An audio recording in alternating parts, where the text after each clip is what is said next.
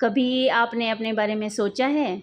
और नहीं सोचा है तो सोचिए ज़रूर, क्योंकि ज़िंदगी में सबसे अच्छा तब लगता है जब हम अपने बारे में सोचते हैं, अपने बारे में टाइम निकाल पाते हैं। और जब हम लोग दिन भर काम करते हैं ना लेडीज़, और फैमिली के लिए जीते हैं, तो उसमें से कुछ नहीं तो कम से कम 1 घंटा अपने आप को दीजिए। उसमें सुकून से चाय, कॉफ़ी जो भी आप लोग पीते हो उसको पीजिए और अपने आप के लिए टाइम निकालिए। सच बता रही हूँ, ये जो टाइम होगा ना वो आपको बहुत अच्छा लगेगा और टेंशन से दूर रखेगा, क्योंकि हम घरों के काम में इतने ज़्यादा व्यस्त हो जाते हैं और इतनी भाग दौड़ हो जाती है कि हम शायद अपने आप को भूल ही जाते हैं, अपने आप को टाइम नहीं दे पाते हैं।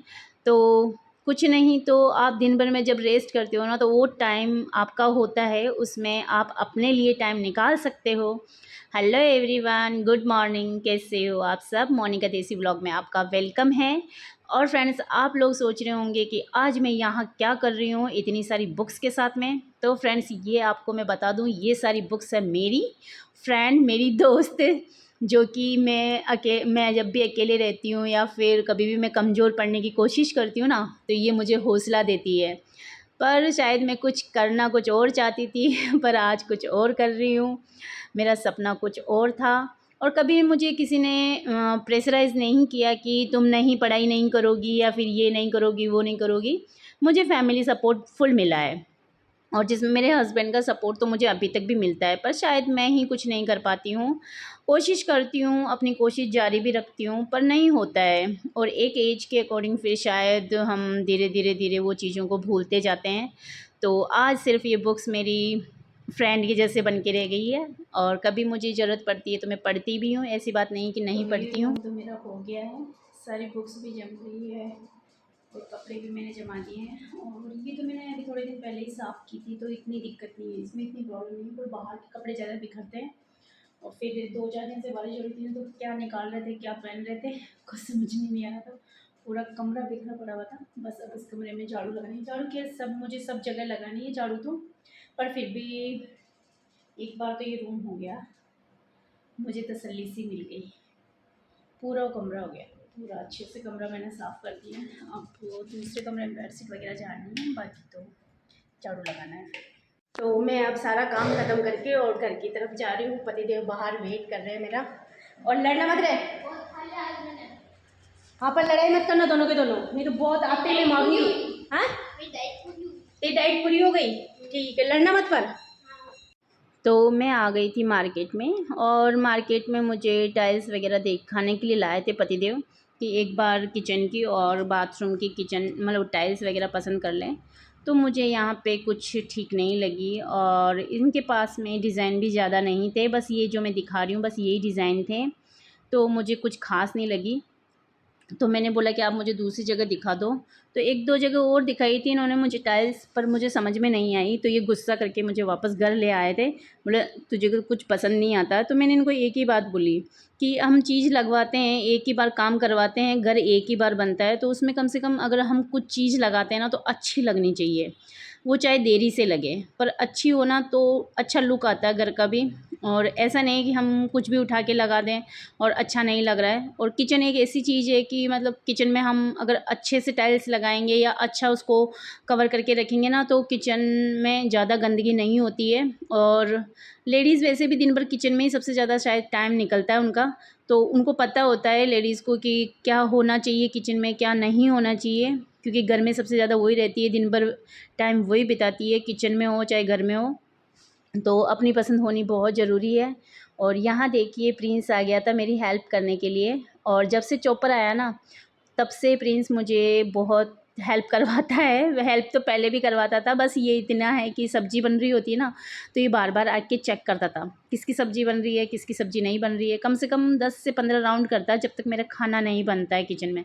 पर जब से चॉपर आया तो ये बोलता है कि मैं पीस लूँगा, और कभी कभी तो ये पीसते पीसते इतना बारीक पेस्ट कर देता है, मुझे बोलना पड़ता है कि बस करो बेटा अब नहीं।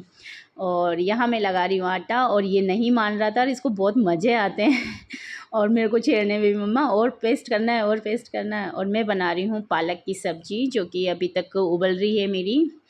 तो क्योंकि मैंने साफ़ करने में बहुत टाइम लग गया था पालक को, तो तब तक मैंने आटा लगा के रख लिया था, और पालक उबल रहा है और मैं छोंक अब लगाऊंगी। पहले रोटियां बना लेती हूँ जब तक मेरा पालक भी उबल जाएगा, और उसी के बाद में पालक की सब्ज़ी बना लूँगी मैं। और जब मैं खाना बना रही थी तब क्या हुआ कि मेरी 2 रोटी करीबन बनी थी और लाइट चली गई। तो रोटी भी बन गई है, मेरी सब्ज़ी भी बन गई है, सब रेडी है। पर मेरे को बहुत ज़्यादा गर्मी लग रही थी तो मैं नहाने चली गई थी और नहा के मैं आई हूँ। और मैं जब आई थी ना घर की तरफ से, तो मैंने जो सूट सिलाई डाल रखे थे ये वाले, तो ये सूट मेरे सिल के रेडी हो चुके हैं। ये देखिए आप लोग, मैंने इसकी कुर्ती सिलवाई थी और इसके नीचे जो सलवार आई थी ना उसका भी मैंने कुर्ता सिलाया था। इसकी तो मैंने लंबी लॉन्ग कुर्ती जो होती है ना वो सिलवाई थी, और इसके नीचे जो सलवार आई थी वो मैंने सलवार नहीं सिलाई क्योंकि इसके नीचे लाऊंगी मैं पैंट। और मेरे पास वाइट कलर का पटियाला पड़ा है मेरे पास में पहले से ही, तो इसका मैंने सिलवा लिया था कुर्ता। और उसने है ना जिसने सिला था तो उसने क्या किया, इसमें से जो कपड़ा बचा था ना वो उसने आगे मेरे मतलब कुर्ते पे डिज़ाइन डाल दी, और बहुत सुंदर डिज़ाइन डाली है। आप लोगों को दिखाती हूँ मैं दूर से, ये देखिए कितना प्यारा लग रहा है। और मैं सिर्फ उसको, ये सिंपल कपड़ा था सलवार का जो उसको फिर उसने अपने हिसाब से ही डाला था, पर सिलाई भी बहुत ठीक है, ऐसा नहीं है कि बहुत ज़्यादा हैवी है। तो उसी के हिसाब से उसने कुर्ता सिल के दे दिया। तो मेरे पास एक कुर्ती हो गई और एक कुर्ता हो गया। तो इसके नीचे मेरे पास क्या वाइट कलर का पटियाला पहले से पड़ा हुआ, तो मैंने फिर थोड़ा सा दिमाग लगाया, मैंने कहा कि अगर इसका मैं सलवार सिलाती हूँ तो शायद इसमें से भी बहुत सारा कपड़ा बच जाएगा। इसकी मैंने लॉन्ग कुर्ती सिलवा ली, इसका मैंने कुर्ता सिलवा लिया। तो कमेंट में बताइए कि दोनों कैसे लगे मेरे कुर्ते और कुर्ती, दोनों के दोनों, क्योंकि इसमें तो पहले से गला लगा हुआ था आया था और ये उसने डिज़ाइन लगा दी थी उसने। और 250 रुपये दोनों की सिलाई है, इस कुर्ती की और इस कुर्ते की। तो मेरे को अच्छा लगा, ठीक है सिलाई। अभी तो मैं इसको पहन के देखूँगी, एक बार पानी में धुल दूँगी अच्छे से, प्रेस मार के फिर पहन के देखूँगी।